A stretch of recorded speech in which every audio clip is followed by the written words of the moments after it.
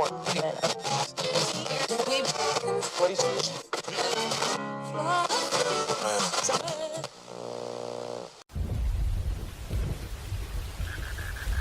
aku kalau tas lalu bakal bisa dulu ya.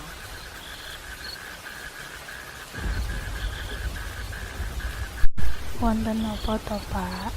Kok yamene wonten teng jaba?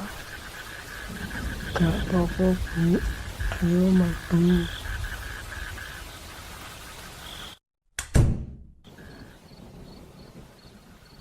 Ngapuranen bapak yo, bapak durung bisa mulyakake uripe awak dhewe.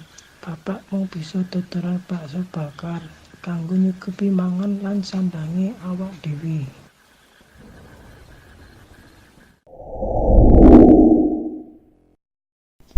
Pak, sarafane nambah napa mboten? Wis bu, aku tak budal dodol wae. Ya wis, hati-hati, Pak. Assalamualaikum. Waalaikumsalam, Pak.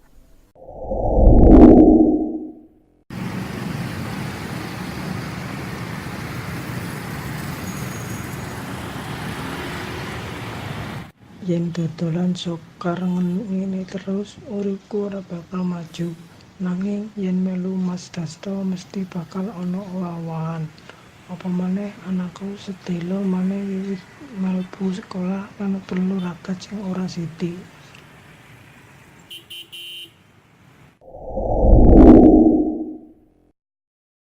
Assalamualaikum. Waalaikumsalam. Sampun telas, Pak, daganganipun. Alhamdulillah entek bu, mrene bu aku ate ngomong. Wonten napa to, Pak? Sajake kok penting. Ngene lho bu, aku ditawani prakaryan karo Dasto. Sampeyan ya wis ngerti dhewe to, Dasto iku kepriye. Nalikane nek pabrik biyen uripe kencing krangan, sawise pindah prakaryan uripe malih gembreng. Bisa tuku sepeda motor anyar, TV, lan nyandang pangan kapenak. Piye yen aku ngiyani tawanane Dasto? Kula nderek panjenengan mawon, Pak. Ya wis lak ngono, sesuk aku tak ngomong menyang Dasto.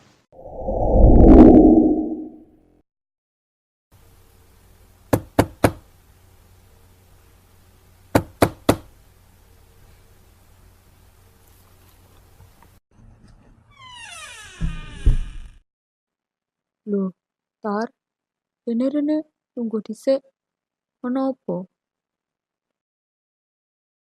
Ngene lho Das, ngenani tawanan kerjamu winginane, aku gelem budali. Oh alah, iya Tar. Gaweane gampang kok. Mau ngirim dokumen saka Jakarta menyang kutha liya. Syarate kowe kudu bisa dipercaya. Mengko sore melu aku budal menyang Jakarta. Iya Das, ya wis ngono wae, aku tak pamit. Iya, hati-hati.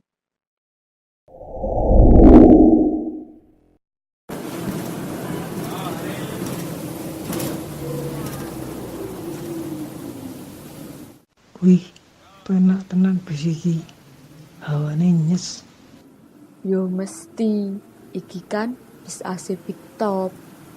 Iya ya Das.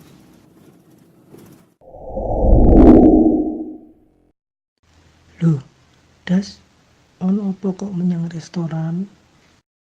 Awakmu ate tak kenalne karo kancaku. Ndi ya bocahe? Lah iko lho, ayo. Ben. Iya Das, lungguh. Tar, iki kancaku. Jenenge Wendy. Wen, iki Tardi. Oh alah, iki to sing jenenge Tardi. Monggo, sampean bebas pesen panganan apa wae. Spaghetti, pizza, burger, utawa apa wae. Kula pesen ayam goreng mawon, Pak. Mangke yen pesen spaghetti malah weteng kula sakit. Oh alah, ya wis.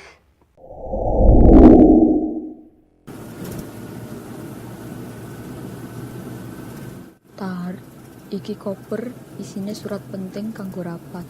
Hati-hati oleh munggowo. Aku dak mulih numpak pesawat wae.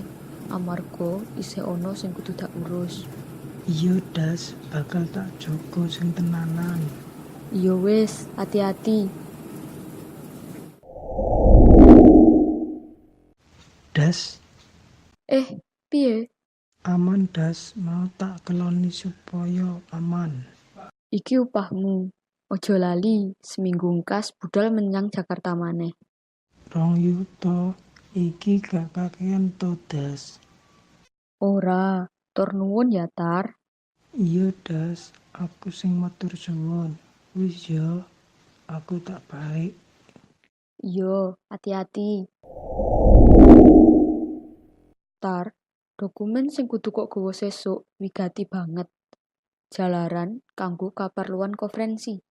Sesuk-isuk sakwise tekan Jakarta, kowe bakal dipapak karo Wendy. Aku wis telepon dheweke. Iya Das, paham.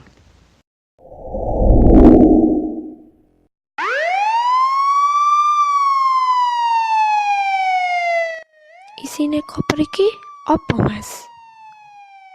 Isinipun dokumen, surat-surat penting kanggo konferensi internasional, Pak.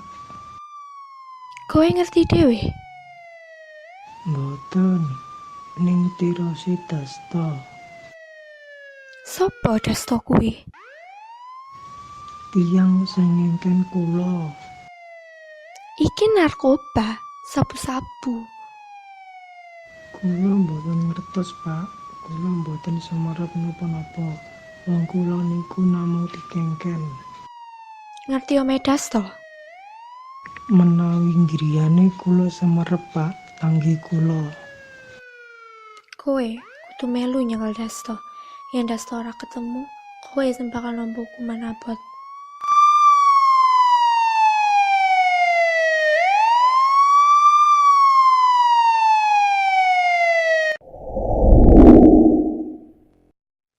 Dasto lan keluargane wis ninggalke omah. Tardi, kowe kudu melu nang kantor polisi saiki.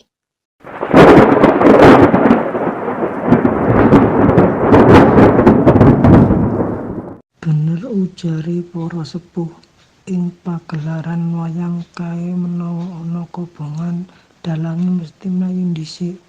Dalange slamet dene wayange ludes kobong.